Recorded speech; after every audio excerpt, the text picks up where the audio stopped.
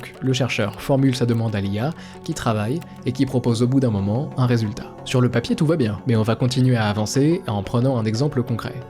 Voici un petit jeu dans lequel on cherche à apprendre à cette petite créature à sauter le plus haut possible, et en la récompensant quand son torse dépasse 0,7, qui est la distance maximum que la créature peut atteindre en s'étirant. Sauf que, plutôt que de sauter, la créature fait ça.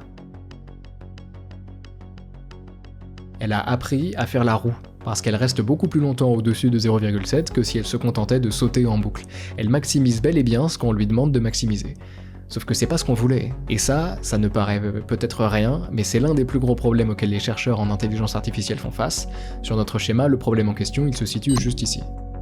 Ce qui est très compliqué ici, c'est de faire comprendre à notre optimiseur ce qu'on cherche réellement à lui faire optimiser.